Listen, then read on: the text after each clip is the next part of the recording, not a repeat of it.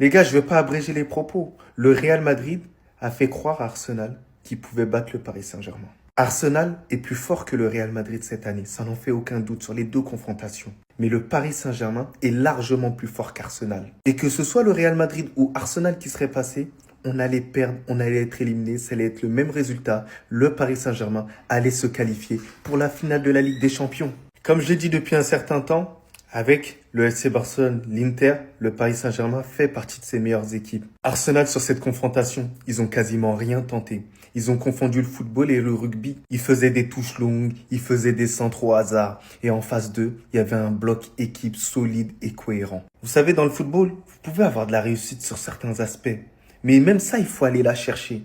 Mais Arsenal n'avait même pas l'occasion d'aller la chercher tellement qu'ils étaient trop faibles pour le Paris Saint-Germain. Thomas Partey ou pas, on te gifle. C'est Luis Enrique qui a montré une leçon de football à Arteta. Arteta s'est fait battre tactiquement, que ce soit le match aller et le match retour. Mais sinon, en vrai, ça à toi. En tout cas, bien, alhamdoulilah.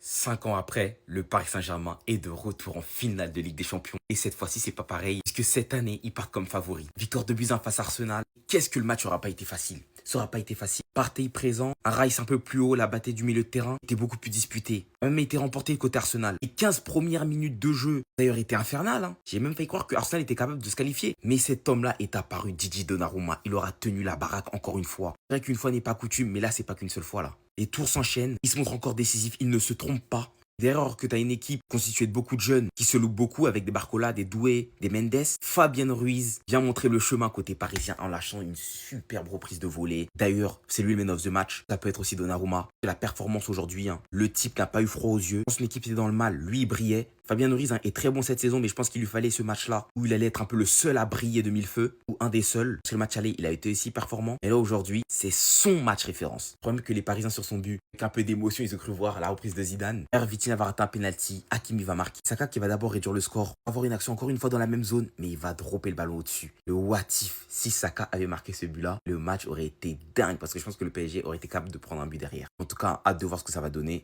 Allez Paris, voilà, on habite à Paris quand même. Faut respecter, allez Paris. On s'est tous dit la même chose à ce moment.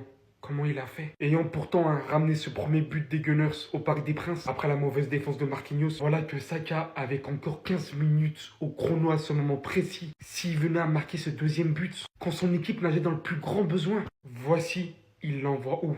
Ayant pourtant tout passé, Donnarumma à l'autre bout, lui, le ballon et les cages devant.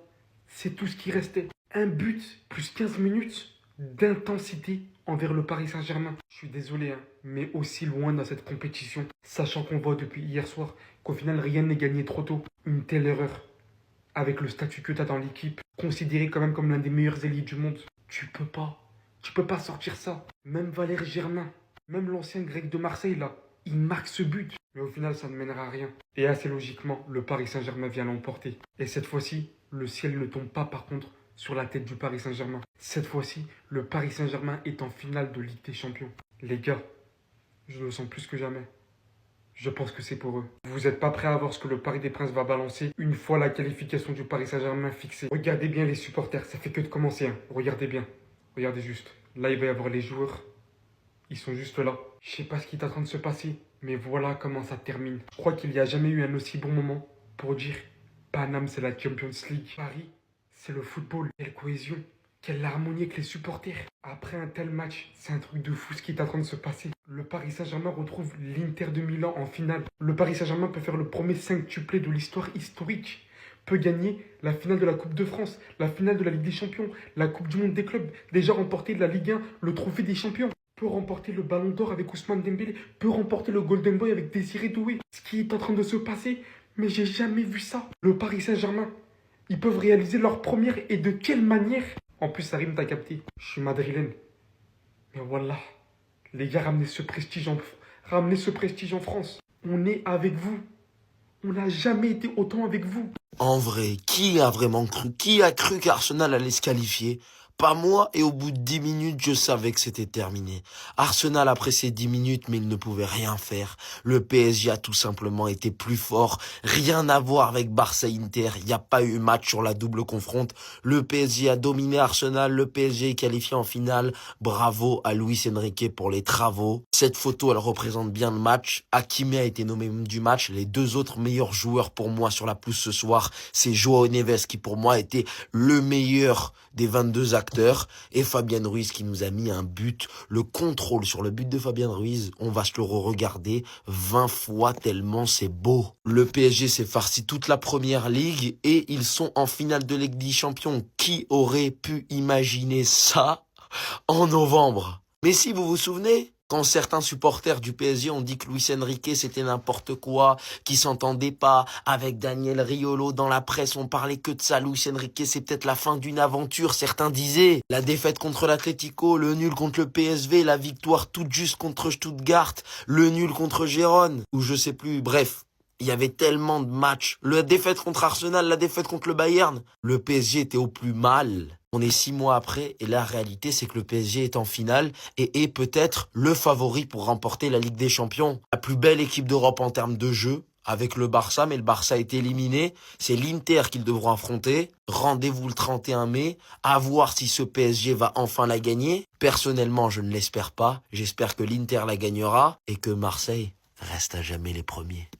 Je savais que Donnarumma était fort, mais pas à ce point. Depuis ce jour-là, les amis, tout a changé. C'est littéralement devenu un mur. Combien de parades il a sorti aujourd'hui dans le match? Déjà en première mi-temps, lors des 15 premières minutes, le Paris Saint-Germain était tellement dominé. Et ceux qui aiment bien ça, qu'ils ont accepté de subir leur temps faible, ils ont su tenir jusqu'au bout grâce à un grand Donnarumma. Regardez-vous même l'arrêt de Tarek qui sort. C'est pas tout, le tir de Saka en deuxième mi-temps. Pour vous dire, même Saka était sous le choc. Regardez son visage. Vous voyez directement le ballon dans les cages. Après tout ce que Donnarumma a montré lors de ses phases finales de Ligue des Champions, peu importe ce qui se passera en finale, j'espère vraiment que les Parisiens seront pas ingrats avec lui. Parce que là, si vous en êtes là, c'est grâce à lui. C'est bien beau de marquer des buts, mais s'il y a personne pour faire ce genre d'arrêt là, c'est terminé. Et des joueurs comme Donnarumma, c'est ce qu'on appelle des soldats, des vrais soldats. Le gars, il a carrément une cicatrice sur la joue pour le Paris Saint-Germain. Et moi, ce qui me hype pour cette finale là, les amis, c'est même pas Paris Saint-Germain-Inter. C'est vrai que là, ça va être tendu aussi. Mais c'est le duel Yann Sommer et Donnarumma de l'autre côté. Parce que les deux, c'est des murs. On a vu Yann Sommer hier. Le gars, il était imparable. Il a dégoûté Lamine Yamal. Et aujourd'hui, c'était le tour de Saka d'être dégoûté par Donnarumma. Ce qu'il y avait avec le Paris Saint-Germain cette année, c'est que derrière, c'est solide, mais devant aussi, ça concrétise. Hakimi qui est latéral, regardez comment il pèse sur la défense d'Arsenal. Armand, le gars, il a marqué un superbe but aujourd'hui. Passeur décisif, Ousmane Dembélé, il vient de rentrer en jeu, il met déjà une passe décisive. Très très beau but d'Hakimi. Et en plus de ça, il a créé un penalty juste avant, qui a été raté par Vitinha, mais c'est pas grave.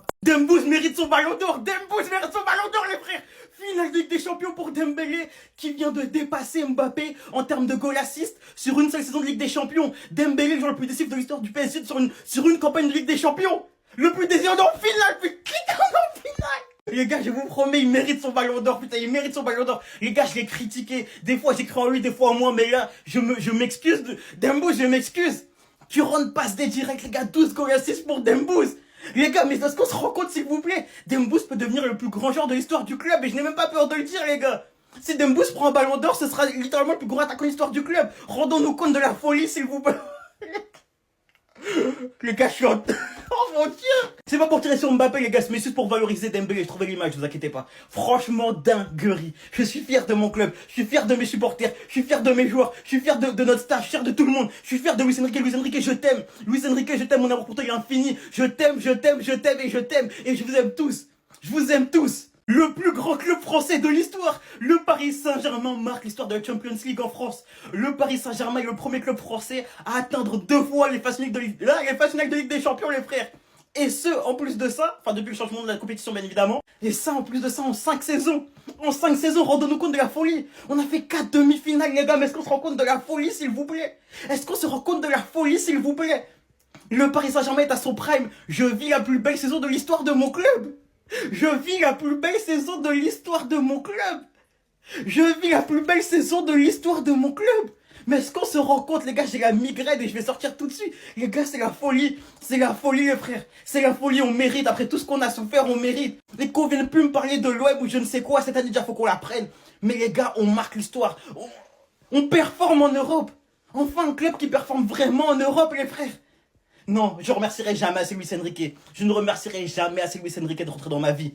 Il m'emplit de bonheur, je suis joie les frères. La dernière fois que le Paris Saint-Germain était parti en finale, c'était en 2020 pendant la période Covid. 5 ans après, il se requalifie, sachant que l'année dernière, ils sortent en demi face à Dortmund. Et on s'en souvient tous les gars de cette finale avec cet énorme boost de Kylian Mbappé, tout comme son autre boost face à Dortmund avec le PSG l'année dernière. Beaucoup de personnes ont enterré le Paris Saint-Germain cette saison, surtout après l'annonce du départ d'Mbappé. La finalité les gars, c'est quoi? C'est que le Paris Saint-Germain joue beaucoup mieux, avec une équipe beaucoup plus soudée. On voit des joueurs qui s'expriment beaucoup mieux et d'autres qui ont carrément pris la relève comme Ousmane Dembélé, qui est pour l'instant l'un des prétendants au Ballon d'Or. Personne n'aurait imaginé ça après le départ d'Mbappé, personne. Et encore moins en Barcelonais concernant Dembélé. Sachant que ça n'avait pas forcément bien commencé, avec une victoire miraculeuse contre Girona, une défaite contre Arsenal, un match nul contre PSV, une défaite face à l'Atlético, une défaite face au Bayern, le réveil face à Salzbourg. Et la suite, je pense que vous la connaissez. Franchement les gars, c'est un gros parcours de Ligue des Champions pour le Paris Saint-Germain cette saison. Ce qui veut dire que s'ils vont au bout, après avoir souffert pendant tant d'années, franchement les gars, cette Ligue des Champions, elle serait totalement méritée. Pendant que de l'autre côté, Mbappé, qui rêve de la Ligue des Champions, lui et son équipe font une saison merdique, sachant que c'est cette même équipe qui avait gagné la LDC l'année dernière. Est-ce que vous pensez qu'il y a une coïncidence?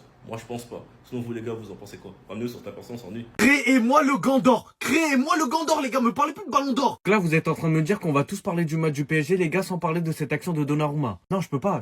Il y a vraiment des humains qui vont se lever un matin, regarder le résumé, assister à l'arrêt de Donnarumma, les gars. Nous, on l'a vu en direct. Est-ce qu'on se rend compte? C'est pas possible. C'est pas possible. Ce que j'ai vu de cet homme aujourd'hui, les gars, il faut en parler. Dites au Ballon d'Or de créer le Gant d'Or. Je sais pas, moi, mais faites quelque chose. Le nombre d'arrêts stratosphériques, les gars, que Donnarumma aura pu proposer dans ce match, est-ce que je peux le dire haut et fort, les gars, c'est le meilleur gardien au monde. Y a pas plus fort. On peut dire autant de la performance de Sommer hier face au Barça. Comment les gardiens de nos jours, les gars, ils sont autant boostés, je comprends pas. Le match, il vient à peine de terminer, les gars. Le PSG se qualifie encore une fois pour une nouvelle finale. On aurait aimé le fameux face-à-face, les gars, Real Madrid face au PSG, mais on n'aura pas le droit à ça. On aura PSG Inter Milan. En plus, les gars, est-ce qu'on peut parler de l'arrêt? Non, je suis en ouf. De quel arrêt, les gars? Justement, il n'y a pas d'arrêt, mais de ce tir de Saka. Je peux vous promettre, les gars, qu'il est resté 10 minutes après ce tir-là. En comptant le temps additionnel, la vie de ma mère que les gars Arsenal, ils auraient pu revenir sur ça. Mais Saka, idiot du bus qu'il est, il a raté. C'est le meilleur à son poste.